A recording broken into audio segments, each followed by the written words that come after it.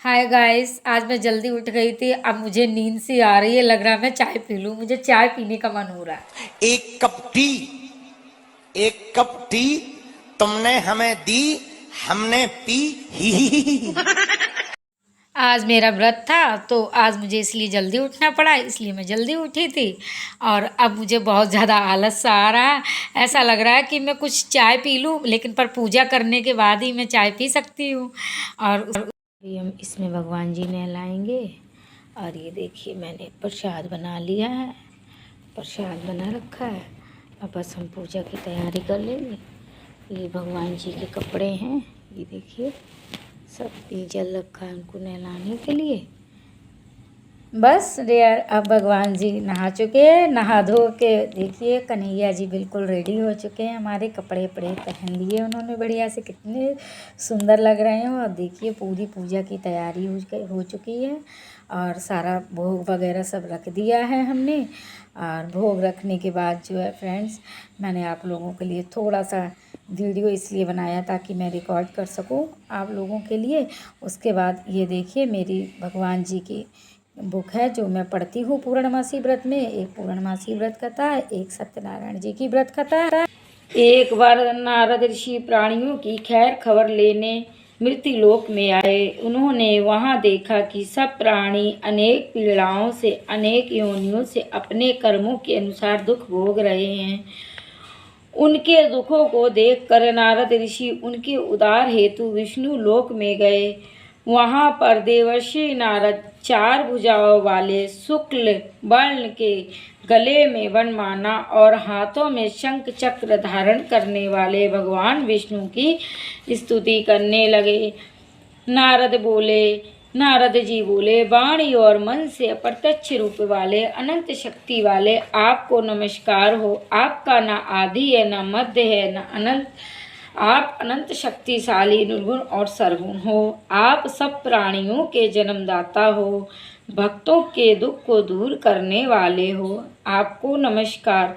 नारद जी के द्वारा अपनी स्तुति सुनकर भगवान विष्णु बोले, तुम किस प्रयोजन से यहाँ आए हो? तुम्हारे मन में क्या है, हमें बतलाओ, हम उसे हल करेंगे। नारद जी बोले, मृत्यु लोक में सब प्राणियों में अनेक योनियों में जन्म लेकर अपने पाप कर्मों को भोग रहे हैं। हे भगवान, कोई ऐसा उपाय बताइए जिससे उनके कष्ट दूर हों।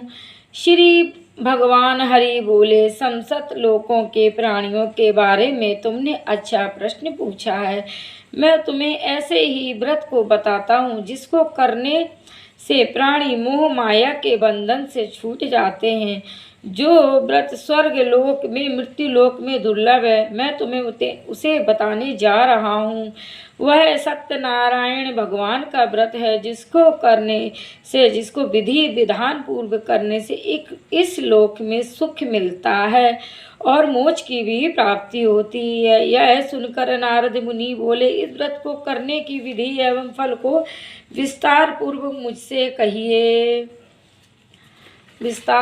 मुझसे कहिए।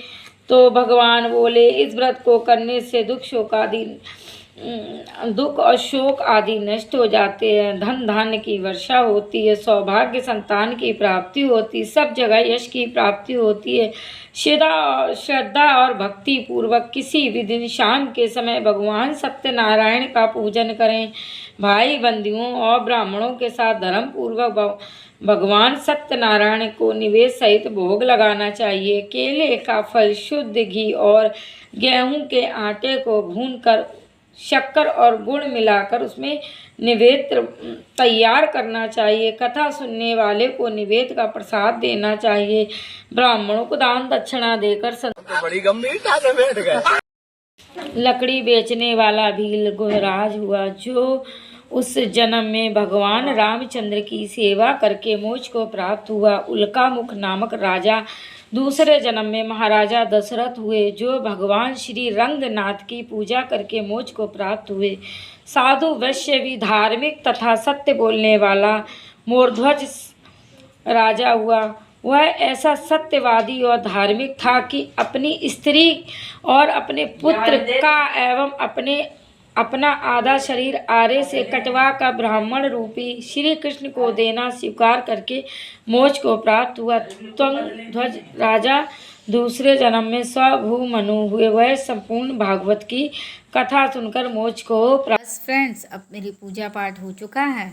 अब पूजा पाठ होने के बाद जो है भाई भगवान जी का काफ़ी सामान इधर उधर सब फैल जाता है, तो वही मैं सामान सब सेट कर रही हूँ। और बस सामान सेट करने के बाद हमको जो है मंदिर जाना है, और फिर मंदिर का भी देखना है क्योंकि टाइम बहुत ज़्यादा हो चुका है, बहुत देर हो चुकी है मंदिर के लिए। तो अब मैं जो है पूजा करके मंदिर की थाली लगाऊंगी। मंदिर की थाली लगाने के बाद और फिर मंदिर जाना है। देखिए भगवान जी कितने सुंदर लग रहे हैं और बहुत प्यारे भगवान जी लग रहे हैं। इधर मेरा हवन भी हो चुका है। घर में मैं छोटा सा ही हवन अपना कर लेती हूँ, और जैसे कुछ पंडित को बुलाओ पूजा करवाओ तो वो बड़ा हो जाता है, इसलिए मैं घर पे ही कर लेती हूँ अपना। ये देखिए मेरी पूजा की थाली बिल्कुल लग के रेडी हो चुकी है, और बस पूजा की थाली मैंने ढक ली है। ढकने के बाद चलते हैं फ्रेंड्स मंदिर, और मंदिर जा रहे हैं हम लोग।